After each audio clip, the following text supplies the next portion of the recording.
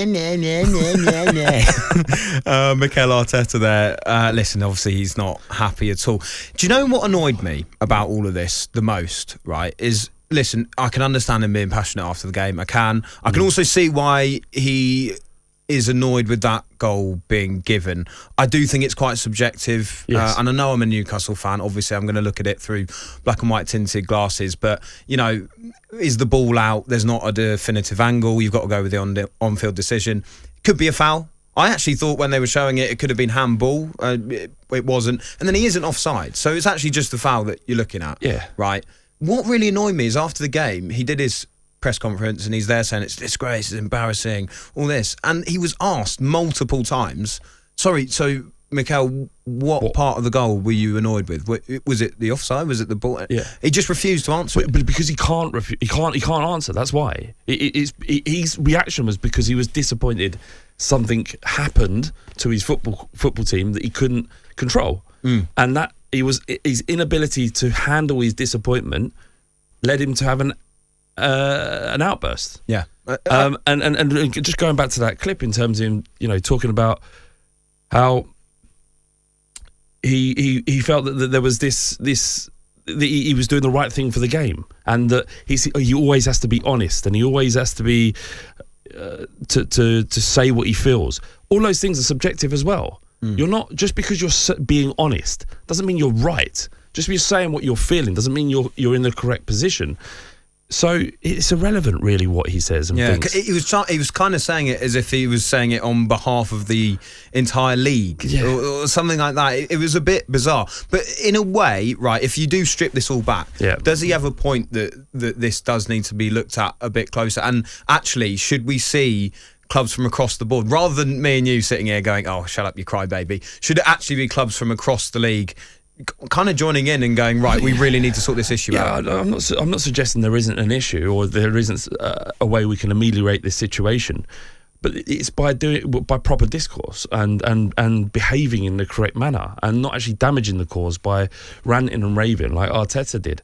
Like I said earlier, that you could unionise this to some degree and get all the managers and clubs together, or better still, the chairman together, and have a combined letter and with wording that's agreed across the parties, so there is a unified approach to the problem, not just when something bad happens to my football club, I'm going to cry and moan after a game. And Klopp did the same thing.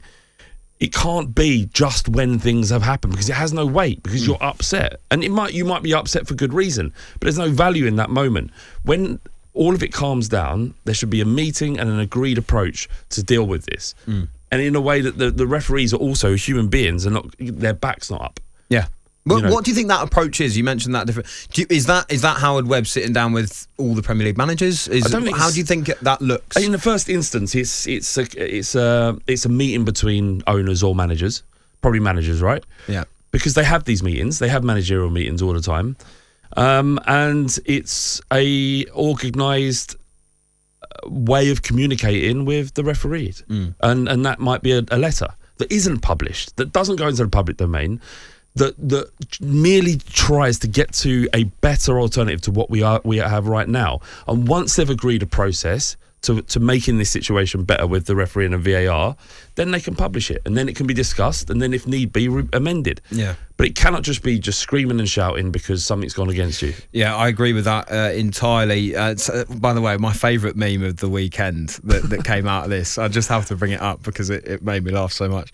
Obviously, there was so many Arsenal fans. I've honestly never seen a meltdown like it on Twitter from the Arsenal fans. It was quite brilliant to watch, obviously, as a Newcastle fan. My favourite one was these fans going, what a disgrace, the goal shouldn't be allowed, ridiculous. And someone had just put, oh, all right then, no worries. Yeah. And they just put, they did a picture and it said Newcastle 1, Arsenal 3, goal, balls out of play, goal, offside, goal, foul, and Arsenal won the game 3-1. That's what annoyed me about Arteta. Newcastle were brilliant in that game, and I think overall, maybe it was on the edge, but I think Newcastle just edged it anyway. But any good work Newcastle have done is completely overshadowed by how Arteta has behaved. There we go. It was the exact same thing with Tottenham versus Liverpool. Yeah. They became the narrative. It's Yeah. like, oh, well, this isn't going our way. Let's make this about us again. And from the other fans that were involved, the 50% of the other fans involved in this game, i.e. the other team, it's like they don't exist. Yeah. Because you made it about you. Yeah. Just be quiet. By the way, what a feisty game that was as well. Like, I mean, this actually goes back, I think, to like well, Newcastle beat them in the season that they stayed up, and that stopped Arsenal getting fourth. That's probably where it all started. And last year you stopped Arsenal getting fourth, wasn't it? Is that what you're talking about? Yeah. That Sorry. was the first season when Howard come in. Then there was a 0-0, and it was so feisty. I actually think it's a really weird one because as fans, I don't think before that game, you want to beat Arsenal, but it wasn't like, I hate Arsenal. This happens. These players hate each other. You can tell on the pitch. Well, last year, Newcastle's win, the year before last, where Guimaraes scored.